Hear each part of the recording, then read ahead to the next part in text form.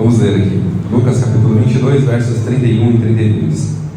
E disse também o Senhor: Simão, Simão, eis que Satanás vos pediu para vos ir andar como trigo, mas eu roguei por ti, para que a tua fé não desfaleça.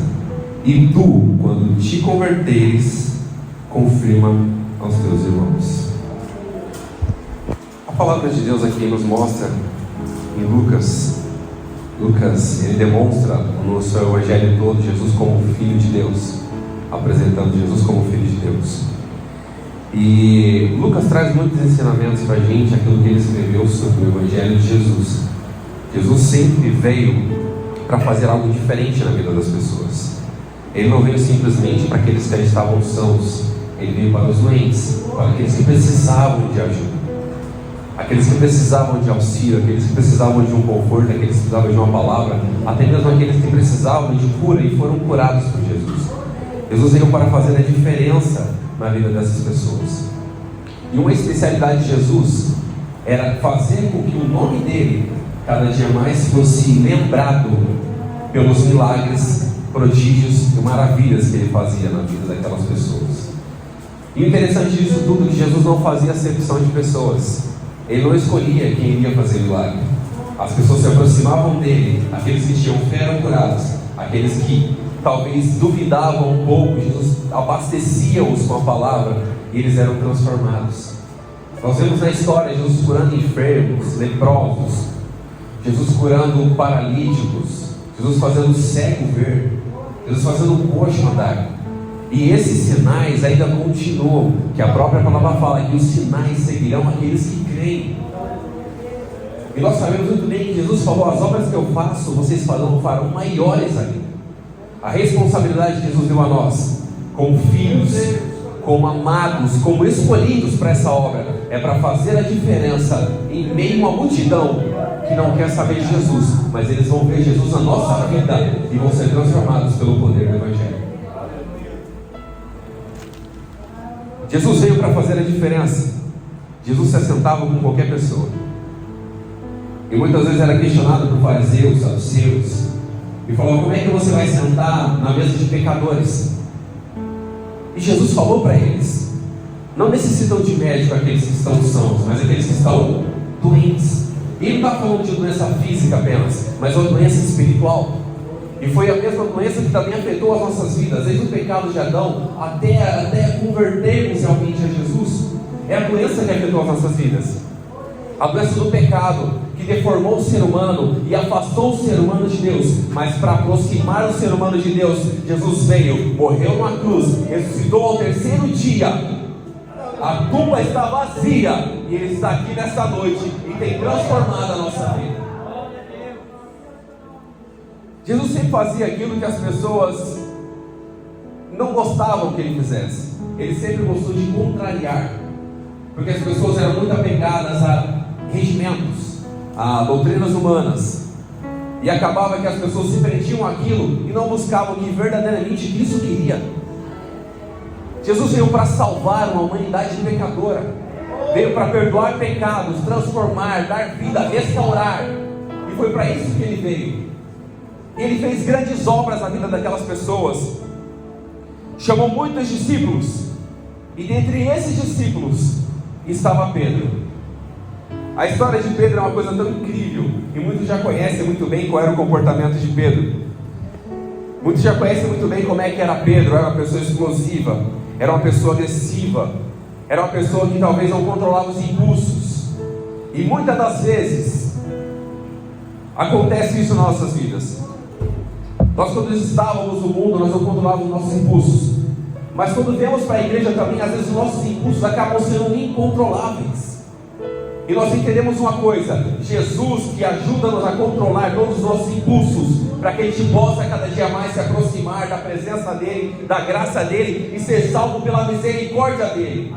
Porque a misericórdia do Senhor é a causa de nós não sermos consumidos, e por ela nós estamos de pé hoje, e por ela nós estamos aqui nessa reunião, e por ela nós estamos na casa de oração, adorando a Deus, que é digno de honra, glória, louvor e adoração. E nós merecemos tudo isso, e todos os dias das nossas vidas. Pedro tinha um temperamento muito difícil. ele foi chamado por Deus no meio de uma situação bem complicada. Jesus estava, relata aqui Lucas no capítulo 5, que Jesus estava em um ambiente que a multidão sempre acompanhava, apertava, espremia. A multidão sempre apertava Jesus, não no sentido de apertar assim, literalmente, mas a multidão se aproximava tanto dele, que a Bíblia relata que ele se sentia apertado. Ele precisava pregar para as pessoas. Ele não queria apenas pregar para um, ele queria pregar para todo mundo. Ele não queria salvar uma alma apenas, ele queria salvar todos que se aproximassem dele e dessem crédito à palavra. E era necessário que as pessoas se aproximavam dele querendo ouvir, mas ele queria que mais pessoas ouvissem. Então Pedro estava ali juntamente com Jesus, com os discípulos. Pedro havia passado a noite toda pescando, e de repente os barcos se aproximaram vazios. Jesus precisava falar para a multidão, e um dos barcos que ele escolheu foi o barco de Pedro, para poder pregar o Evangelho. Ele pediu para que Pedro se afastasse, daquela margem, para que ele pudesse continuar pregando, para que as pessoas pudessem ouvir. E para ser bem breve, Jesus terminou aquela pregação, chamou Pedro para o alto mar, falou para ele já lançar a rede. Ele questionou Jesus, falou: Senhor, a noite toda nós pescamos, mas ele falou: sobre a sua palavra eu vou lançar essa rede. E voltou com as redes cheias, com o barco cheio, mas ele não se apegou àquilo que ele havia conseguido naquela rede. E aqui eu tiro uma lição. Quando nós fazemos muitas coisas na nossa vida material, cotidiana, mas o conselho que eu dou: nunca se apegue às coisas que vão ficar aqui, porque a traça corrói, o ferrugem consome, e tudo que estiver aqui vai ficar aqui. Mas se apegue às coisas que estão nos céus, porque lá não haverá nem traça, não haverá ferrugem, nem nada que vai consumir aquilo que Deus tem preparado para nós no céu. Após ser chamado por Jesus, Pedro abandonou aquela embarcação, abandonou aqueles peixes. Era uma pesca muito grande. Ele deixou a pesca e foi seguir quem? Jesus. E começando a seguir Jesus, ele viu muitos milagres, viu muitos prodígios e muitas maravilhas. E esses prodígios, sinais e maravilhas, eles vão seguir aqueles que creem. E se nós estamos aqui hoje nessa noite, os milagres, os sinais, os prodígios e as maravilhas vão continuar acompanhando as nossas vidas. E o mais interessante disso tudo, Pedro foi chamado. E chamado é o ato de pronunciar o nome de alguém. Jesus pronunciou o nome de Pedro, mas ele precisava ser o quê? Escolhido para fazer alguma coisa diferente. E eu trago para as nossas vidas. Muitas vezes nós somos chamados por Deus, mas ainda nós não estamos disponíveis para ser escolhidos por Ele. Eu falo por experiência própria. Eu vivi mais de 20 anos no Evangelho, e eu com 33 anos de idade, 32 para 33, eu tive encontro com Jesus. Mas como assim, irmão? Você era 20 anos na igreja, e de repente você vai ter encontro com Jesus? Porque muitas das vezes nós estamos aqui, nós achamos que somos chamados importantes, mas falta uma coisa para Jesus nos escolher e colocar a gente para fazer aquilo que Ele quer que a gente faça. E nós precisamos entender qual é o propósito de Deus. E uma vida sem propósito não vai muito adiante. Mas quando nós entendemos nosso propósito, que é estar diante da presença do Senhor, louvar a Ele em adoração, pregar a palavra, trazer almas, aí a gente começa a fazer a diferença no lugar onde a gente está. Pedro havia sido chamado, mas ele ainda não era convertido. Mas espera aí, Pedro andava com Jesus, ouvia Jesus, via os sinais que Jesus fazia e não era convertido. Jesus confirma isso nesse versículo que lemos agora. Lucas capítulo 22, verso 31 e verso 32. Mas eu roguei por ti, para que a tua fé não desfaleça, e tu, quando te converteres, confirma a teus irmãos. Mas Pedro andava com Jesus, e Pedro não era convertido. E aqui, trazendo para as nossas vidas, eu tiro uma lição. Muitas das vezes nós caminhamos uma carreira tão difícil, sofrida, mas nós esquecemos que o mais importante não é a gente conhecer Jesus, mas é Jesus conhecer a gente. Porque naquele dia, muitos falam: Senhor, em teu nome eu profetizei, eu expulsei demônios, eu curei. O que Jesus vai responder para eles? Eu não vos conheço.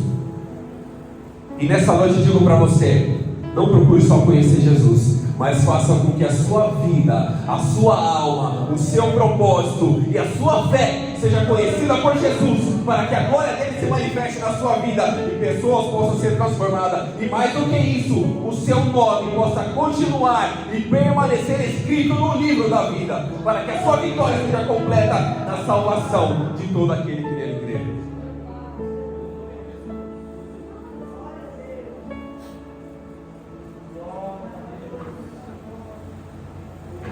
Pedro precisava de uma coisa: um encontro verdadeiro com Jesus.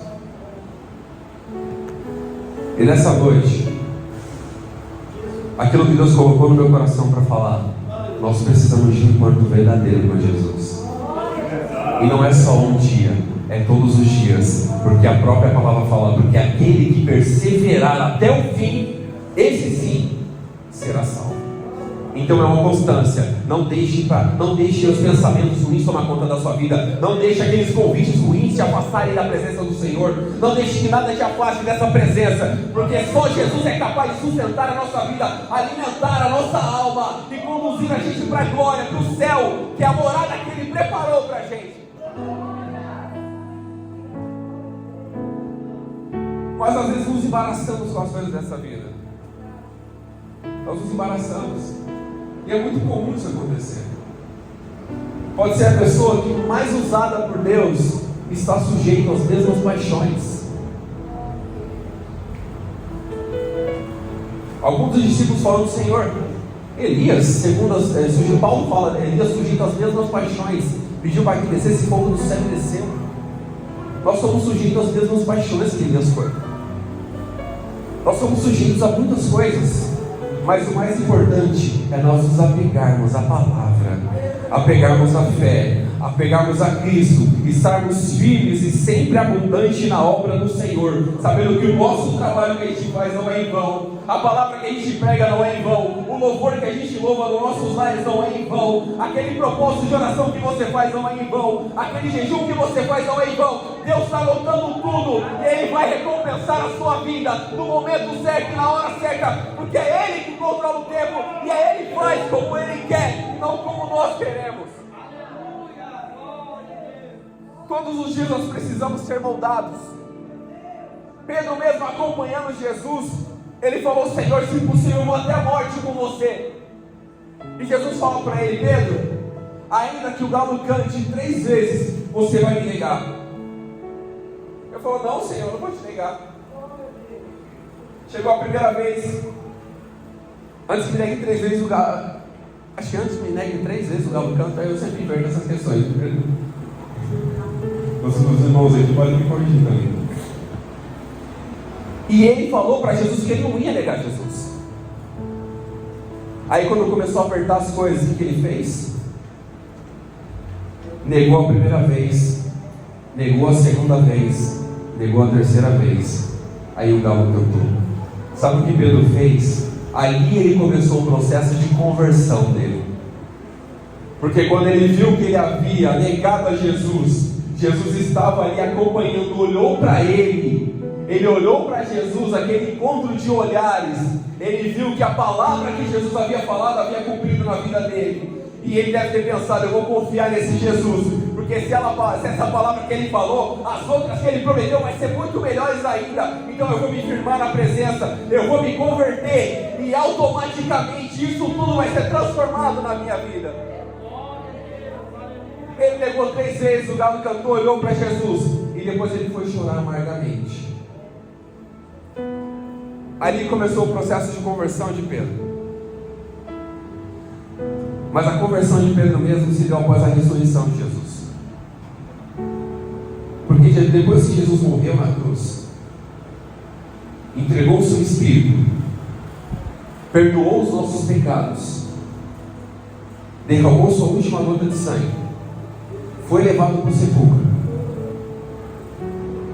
ressuscitou ao 3º dia, como ele havia falado.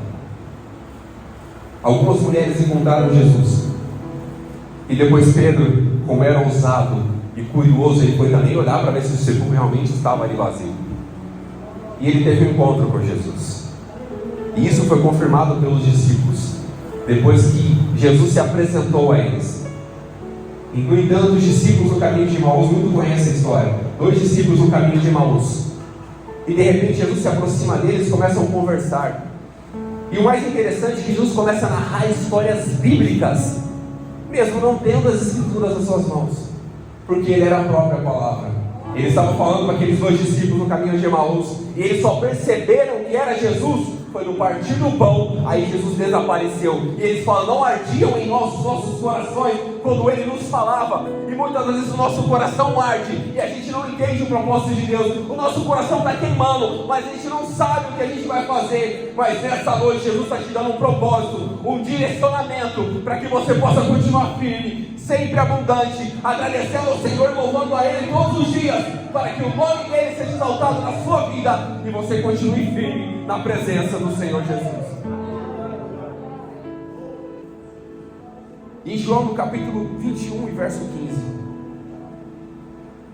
após a ressurreição de Jesus, ele teve um encontro com Pedro. Ele falou: Pedro, você me ama? Ele perguntou quantas vezes? Foi 3 vezes. Pedro, tu me amas? Tu sabes, Senhor. Pedro, tu me amas? Tu sabes, Senhor. Pedro, tu me amas? Senhor, o Senhor sabe de tudo. Então apacenta as minhas ovelhas. Aqui foi o momento que Pedro ali passou de ser chamado para ser escolhido pelo propósito que Deus tinha na vida dele. E nessa noite Jesus quer transformar os seus caminhos, para que você passe de ser chamado para ser um escolhido, para cumprir a missão e o desígnio de Deus na sua vida. E não deixe que nenhum embaraço te domine, ao ponto de você abalar a sua fé, abalar a sua estrutura. Mas continue confiando, porque Deus tem coisas grandiosas para fazer. Como a frase que está escrita aqui nessa coluna, que vocês vão lembrar do que eu estou falando. Você está prestes a viver algo incrível quando você entregar o seu coração, a sua alma, e viver o propósito de Jesus que tem na sua vida, para transformar multidões e fazer com que o nome dele seja glorificado. Muitas vezes nós ficamos felizes por fazer algo para o Senhor, mas nunca se esqueça de uma coisa: você pode ficar feliz, a alegria pode ser sua. Pregar, você pode ficar feliz por ter a oportunidade de pregar, mas a glória e a honra sempre será do Mestre. Nunca substitua a glória de Deus. Nunca queira tomar um lugar que não é seu. Você foi escolhido, você foi chamado, mas Deus é superior a você. Jesus é superior a você, e Ele vai continuar sendo até a eternidade. E quando você se encontrar com Ele, você vai viver os maiores milagres poderosos que você vai viver na sua vida. Não deixe jamais que a sua fé seja abalada por qualquer coisa. Viva o propósito de Deus, viva o chamado de Deus, e cumpra aquilo que Ele te designou para fazer. Às vezes é muito difícil a gente saber ouvir e entender, porque a gente vive bombardeado com muitas coisas. E nós sabemos que a nossa luta é contra a carne, sim, mas não é só contra a carne e sangue, mas sim contra principados. Ou seja, quando nós estamos no mundo, parece ser tudo fácil, porque nós não incomodamos o inferno, nós não incomodamos o inimigo das nossas almas. Nós fazemos o que a nossa vontade, da nossa carne, que é o inimigo quer, e está fazendo a vontade dele. Para isso ele não vai fazer nada. Então parece que o mundo está tudo fácil, mas quando a gente entra para a presença do Senhor e realmente entrega a nossa vida, a nossa alma, parece que o mundo desaba, parece que tudo fica ao contrário, e nós passamos a ter lutas muito grandes. Que a primeira delas é vencer a nossa própria carne, negar a nós mesmos, tomar a nossa cruz e seguir a Jesus.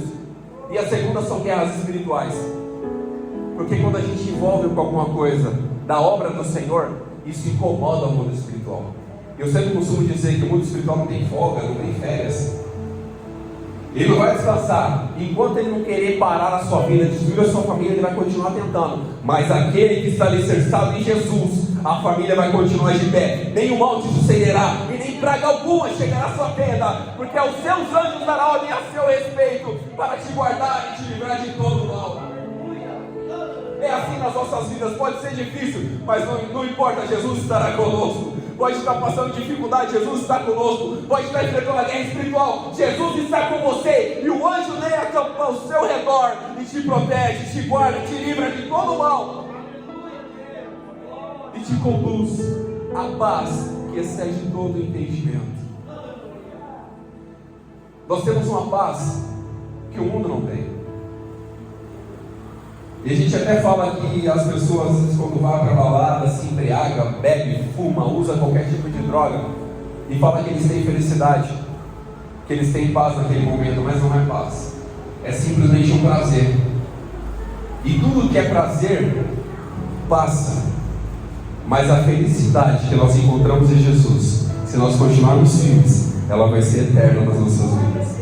Se nós continuarmos de pé, ela vai ser eterna nas nossas vidas. E como é nas nossas vidas aqui difícil, no mundo nós teremos aflições, mas nós precisamos ter o quê? Bom ânimo, porque Jesus venceu, e Ele falou, nós também venceremos.